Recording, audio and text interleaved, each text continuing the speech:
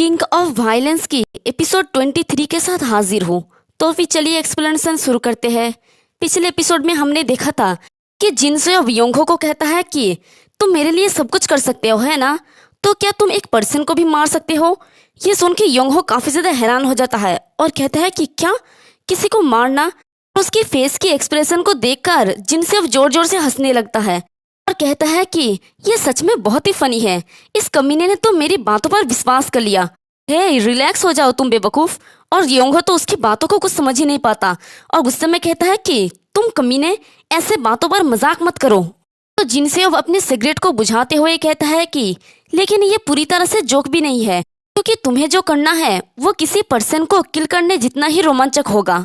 तो योंगहो हैरानी से कहता है कि तुम्हारा मतलब क्या है? तो जिनसेओ उसके सामने लाइटर को जलाता है और कहता है कि तुम्हें सिर्फ एक मोटरसाइकिल को आग लगाने की जरूरत है। और वो उससे एक पैसे के एनवलप देते हुए कहता है कि अकेले डिपॉजिट मनी ही कुछ मिलियन वॉन है। जानते हो, है ना, आजकल इस तरह की जॉब ढूंढना काफी ज्यादा मुश्किल है। योंगहो कहता है कि तो तुम मुझे जलाने के लिए कह रहे हो? तो जिनसेओ कहता है कि दैट्स राइट, ये तुम्हारे लिए कुछ भी नहीं है ना? अगर तुमने इस काम को पूरा कर लिया तो तुम हमारे हेवनली विंड पर वापस आ सकते हो। फिर हमें रात का सीन दिखाया जाता है।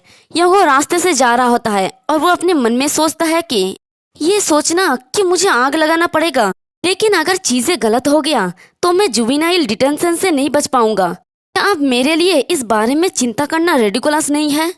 और वो चलते चलते उस ऑर्फनेज में पहुंच जाता है जहाँ पर वो पला बड़ा है। तो अपने सामने ऑर्फनेज को देखकर वो कहता है कि फक, मैं यहाँ पर बेवकूफ की तरह क्यों आया? मुझे यहाँ से जल्दी से निकलना होगा और नहाकर सोना होगा। और वो जैसे ही वहाँ से जाने लगता है तभी उसके पीछे एक लड़की कहती है कि योंगहो ओपा, ये आप हो? तो ये हेसुन होती है।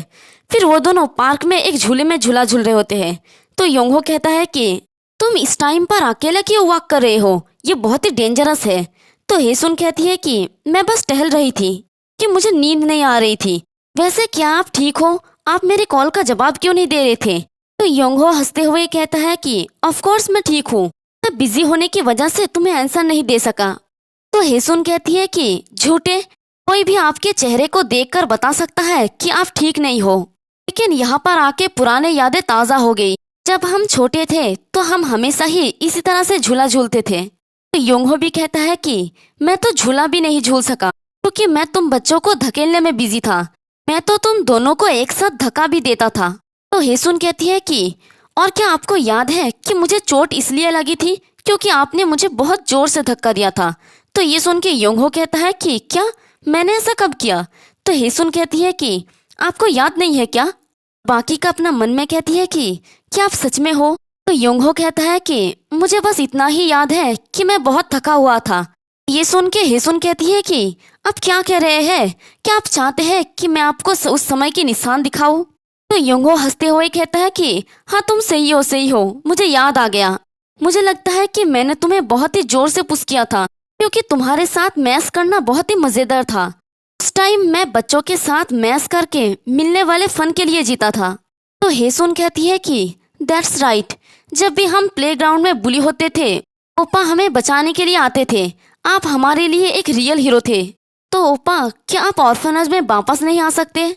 ये सुन के योंगहो उदास होके कहता है कि मेरे और छोटे बच्चे के साथ रहना अच्छा रहेगा, बिल्कुल पहले की तरह।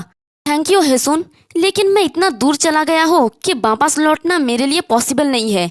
और वो वहाँ से उठ के जाने लगता है। तो ये सुन के हेसुन कहती है कि क्या आपका मतलब क्या है? तो योंगहो कहता है कि हो सकता है कि मैं कुछ टाइम के लिए यहाँ ना आ सकूं, इसलिए चिंता मत करना और इस बीच बच्चों का ध्यान रखना। अब तुम्हें तुरंत वापस जाके सो जाना चाहिए, मैं यहाँ से जा रहा हूँ। ये कह के वो वहाँ से चला जाता है। और पीछे से हेसुन उसे देखकर रोती हुई अपने मन में कहती है कि ओपा आप ऐसा क्यों है, मानो ये आखिरी बार हो। फिर हमें नेक्स्ट डे का सीन दिखाया जाता है। ये शायद रात का सीन है। बाइक के ऊपर बहुत सारे पेट्रोल गिरता है और ये योंगहो ने किया होता है। और वो पेट्रोल गिराते हुए आसपास देख के अपने मन में कहता है कि गुड, सब कुछ प्लान के मुताबिक ही ठीक चल रहा है। मुझे यहाँ ज्यादा कार भी नहीं दिख रहा है और इस टाइम यहाँ पर कोई भी नहीं आएगा। और वो उस पेट्रोल की बॉक्स को नीचे फेंक देता है। फिर अपने पास से लाइटर को निकाल के सोचता है कि मुझे अब बस इसे जलाना है। ये बहुत ही आसान है, इसलिए इसे दोबारा सोचने की कोई जरूरत नहीं है। यही एकमात्र तरीका है जिससे मैं सरवाइव कर सकता हूँ। और यहाँ से हमें योंगहो के बचपन का सीन दिखाया जाता है, जहाँ पर योंगहो एक अनाथ था। वह बहुत ही फटे हुए हालत में होता है और उसे सब लोग हैरानी से देखता है, जैसे मानो ये किसी और ही प्लेनेट से आया है। और साथ ही हमें योंगहो की बैकग्राउंड वॉइस भी सुनाई जाता है। वो कहता है कि अगर तुम इस दुनिया में बिना माँ बाप के अकेले बड़े होते हो, पहली बात जो तुम सीखोगे वो ये है कि दूसरे के पास जो सबसे छोटा चीज है वो भी तुम्हें आसानी से नहीं मिलता। मानो तुम एक ऐसी दुनिया में कमजोर पैदा हुए हो जहाँ सबसे शक्तिशाली के अस्तित्व पर आधारित हो। और हमें योंगहो को दिखाया जाता है जो एक रेस्टोरेंट के पास गुजरता है तो उसे अंदर एक माँ बाप दिखते हैं जो अपने बच्चे को बहुत ही प्यार से खाना खिला रहा होता है। और ऑब्वियसली ये देख के बेचारा योंगहो को बहुत ही बुरा लगा होता होगा, क्योंकि वो बेचारा तो अनाथ है। फिर हमें दूसरे सीन में देखते हैं कि योंगहो को बहुत सारे स्कूल के लड़के मिलकर मार रहे होते हैं।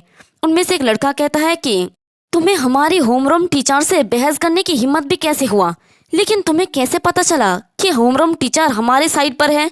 तो दूसरा वाला कहता है कि बस चुपचाप खड़े रहो और हमसे मार खाओ तुम बेवकूफ। और उनमें से जो मेन लड़का होता है वो योंगहो के पास बैठकर हंसते हुए कहता है कि हे, मैं एक बात जानने के लिए बहुत ही क्यूरियस हूँ। आखिर तुमने कैसे सोचा कि तुम हमारे साथ मैस कर सकते हो, तुम ऑर्फन बास्टर्ड। तुम जैसे लोग जो अपने जगह जाने बिना ही बड़े हो जाते हैं, अंत में वो और भी ज्यादा कुछ बुरा कर बैठेंगे। और वो एक लोहे के टुकड़ा उठा के और दूसरे हाथ से योंगहो के बाल पकड़ के कहता है कि योंगहो, मेरे पास इसके अलावा और कोई चॉइस नहीं है, ये सब तुम्हारे लिए है, इसलिए अपनी जगह जानो, ठीक है। वो उस लोहे के टुकड़े को योंगहो की आंखों के पास लाता है। ये देख के योंगहो काफी ज्यादा घबरा जाता है और डर के मारे कांपने भी लगता है। साथ ही वो रोते हुए गुस्से में कहता है कि तुम कमीने। तभी उस जगह का दरवाजा खुलता है और एक आदमी कहता है कि ओए, तुम लोग कौन हो। तो वो सभी लड़के उस तरफ देखता है और देखते हैं कि दरवाजे पे बहुत सारे सूट पहनकर लड़के खड़े होते हैं। अब ये लड़के हैं या आदमी पता नहीं। खैर, उनमें से जो मेन होता है वो कहता है कि तुम बेवकूफ बच्चों की हिम्मत भी कैसे हुआ हमारी डिस्ट्रिक्ट में वायलेंस यूज करने की। तो ये सुन के वो मेन लड़का कहता है कि क्या बेवकूफ बच्चे, क्या तुम्हें लगता है कि हम तुम्हारे बात सिर्फ इसलिए सुनेंगे क्योंकि तुम सूट पहने हुए हो और कूल एक्टिंग कर रहे हो। हम यहाँ पर पहले आए हैं, इसलिए तुम बम्बार्स यहाँ से निकलो। और उसके ये कहते कहते ही वो आदमी बड़ी तेजी से उसके मुंह पे एक जोरदार मुक्का मार के उसे सीधे जमीन पे चिपका देता है और उसके बालों को पकड़ के उसे उठाते हुए कहता है कि तुम कमीनों को मैनर्स नहीं है। और ये लड़का और कोई नहीं बल्कि जिनसेब होता है और वो कहता है कि तुम्हारा हिम्मत भी कैसे हुए गैंगयोन क्लैन की डिस्ट्रिक्ट में कूल एक्टिंग करने की। तो उन्हें देखकर एक लड़का कहता है कि सिट, हम बर्बाद हो गए, मुझे ये पता है वो गैंगयोन क्लैन है। तो दूसरा वाला लड़का हैरानी से कहता है कि क्या गैंगयोन क्लैन। और हमारा योंगहो भी सोचता है कि गैंगयोन क्लैन। और जिनसेब उन लड़कों को पटक पटक के धोता है और वो बेचारा लड़का करारते हुए कहता है कि हमें माफ कर दो, हम नहीं जानते थे। और उसने अकेले ही उन सारे लड़कों को धोकर नीचे गिराया होता है और साथ ही अपने एक हाथ में उस मेन लड़के को और दूसरे हाथ में एक दूसरे लड़के को उठा के रखा होता है। और साथ ही हमें योंगहो की बैकग्राउंड वॉइस सुनाया जाता है। वो कहता है कि कभी ना खत्म होने वाली निराशा के बीच मुझे एक बात का एहसास हुआ, अगर तुम शिकार नहीं बनना चाहते हो तो तुम्हें शिकारी बनना होगा। और देखते हैं कि उस जगह के बाहर एक कार आके रुकता है। उनमें से गैंगयोन क्लैन का जो बॉस होता है वो बाहर निकलता है और इतने सारे शोर शराबा को सुनकर कहता है कि यहाँ पर क्या हंगामा है। तो एक लड़का उसके सामने झुक के कहता है कि मैं माफी चाहता हूँ, हमें इस जगह को साफ करना पड़ा क्योंकि इसको अच्छी तरह से मैनेज नहीं किया गया था। तो बॉस कहता है कि इस जगह के इंचार्ज बास्टर को कहो कि वो बाद में मेरे ऑफिस में आए। तो वो लड़का सर झुका के कहता है कि हाँ ठीक है सर। और उसके पीछे एक रेड ड्रैगन को दिखाया जाता है, यानी ये आदमी बहुत ही ज्यादा पावरफुल होता है। और हमारा योंगहो भी उस आदमी को हैरानी से देखता है। साथ ही हमें उसका बैकग्राउंड वॉइस सुनाया जाता है। वो कहता है कि उस दिन मैंने डिसाइड कर लिया कि मैं प्रीडिटर चैन की टॉप पर खड़ा होऊंगा और किसी के द्वारा शिकार नहीं किया जाऊंगा। अब ये प्रीडिटर चैन क्या है मुझे नहीं पता। और योंगहो ने तो अपने टैटू भी एक ड्रैगन का बना लिया होता है। फिर हमें प्रेजेंट का सीन दिखाया जाता है। योंगहो सोचता है कि इसलिए मेरे पास कोई और चॉइस नहीं है, एक दिन मैं भी वैसा ही बनूंगा।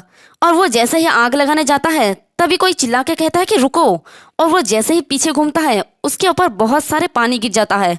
जिसने पानी फेंका होता है वो कहता है कि क्या तुम नहीं जानते अगर तुम रात में आग से खेलोगे तो तुम तुम्हारा पैंट गीला कर दोगे। वैसे ये बात मैंने भी बचपन में सुनी थी, लेकिन ये बिल्कुल भी सच नहीं है। खैर, उसे देखकर योंगहो हैरानी से कहता है कि तुम्हें कैसे पता कि मैं यहाँ पर हूँ? तो ये हमारा गिल्सू होता है और वो चिल्ला के कहता है कि अगर तुमने ये दोबारा किया तो तुम सच में खुद को भिगो दोगे। इसी के साथ हमारा ये वाला एपिसोड भी खत्म हो जाता है। अब इसकी नेक्स्ट एपिसोड जब आएगा तब मैं उसे एक्सप्लेन कर दूंगी। एक्सप्लेनेशन पसंद आई तो कमेंट करके ज़रूर बताना। वीडियो को लाइक और चैनल को सब्सक्राइब कर देना। शुक्रिया।